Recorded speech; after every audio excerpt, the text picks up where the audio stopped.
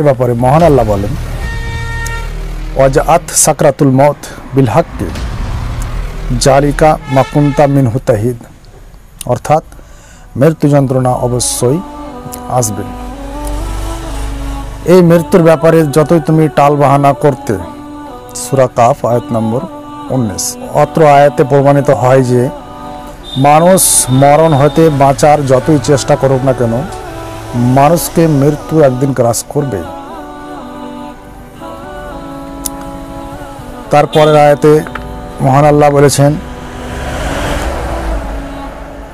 ওয়ালাউ তারাই ইয যালিমুনা ফি গামারাতিল মউত ওয়াল মালাইকাতু বাসিতু আইদিহিম আখরাজু আনফুসাকুম আল ইয়াওমা তুজাউনা আযাবাল হুনি বিমা কুনতুম তাকলুনা আলাল্লাহি গায়রাল হাক্কি, অর্থাৎ ওই দিন আপনি দেখবেন যেদিন জালিমেরা মৃত্যু যন্ত্রণায় থাকে এবং ফেরেশতাগণ তাদের দিকে হাত বাড়িয়ে বলেন, আজ তোমাদের আত্মা তোমরা বের করে দাও, আজ তোমাদেরকে যন্ত্রণাদায়ক শাস্তি দেওয়া হবে। ফেরেশতাগণ সেদিন বলেন।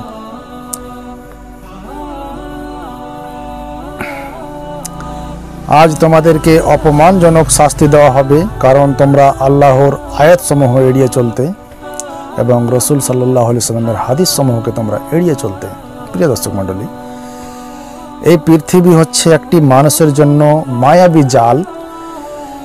এই পৃথিবী হচ্ছে মানুষের জন্য একটি মায়াবী জাল, যেখানে মানুষ একবার চলে আসলে সেখান থেকে ফিরে যাওয়াটাই সঠিক।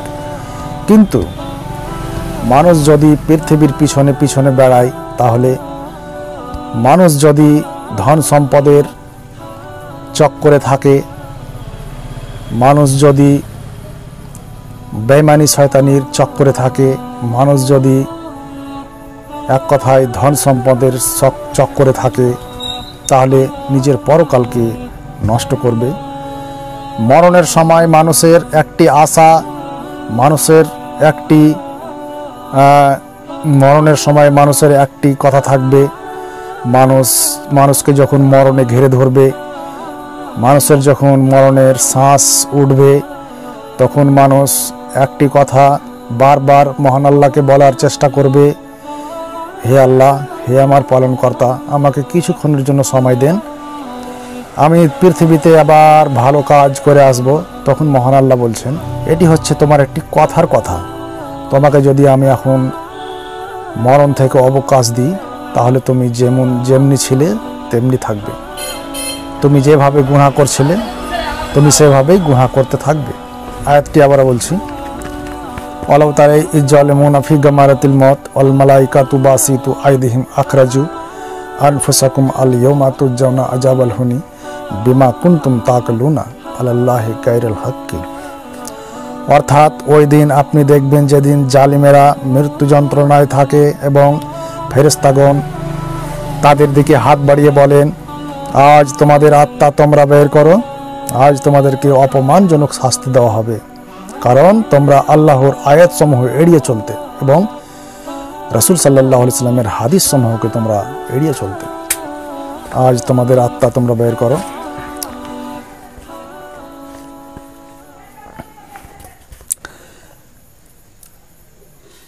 অত্র আয়াত দ্বারা প্রমাণিত হয় যে মানুষ মরণের সময় মৃত্যু যন্ত্রণায় থাকে, কাতর হয়ে থাকে এবং অপরাধীদেরকে শাস্তি দিয়ে তাদের জান কবজ করা হয় এবং তাদেরকে মরণের সময় শাস্তি দিয়ে তাদের আত্মা বের করা হয়।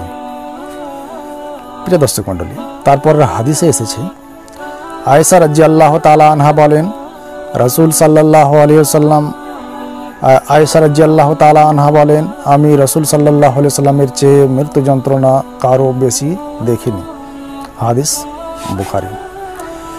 তাহলে এখন আমরা ভাবতে পারি এবং একটি প্রশ্ন জাগে যে অত্র আয়াতে বলা হয়েছে অপরাধীদেরকে যন্ত্রণাদায়ক শাস্তি দিয়ে তাদের আত্মা বের করা হয়, এবং সেটি আয়াত হচ্ছে সূরা আনআম আয়াত নম্বর 93-তে বলা হয়েছে, অপরাধীদেরকে যন্ত্রণাদায়ক শাস্তি দিয়ে তাদের আত্মা বের করা হয়।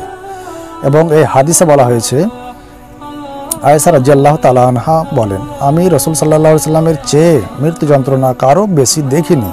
হাদিস বুখারী এবং মুসলিম। হাদিস নম্বর 1539। তাহলে এই আয়াত এবং এই হাদিস দ্বারা কি প্রমাণিত হয়? যদি যন্ত্রণাদায়ক শাস্তি অপরাধীদেরকে দেওয়া হয়, তাহলে আমাদের রাসূল সাল্লাল্লাহু আলাইহি সাল্লাম সর্বশ্রেষ্ঠ মানুষ।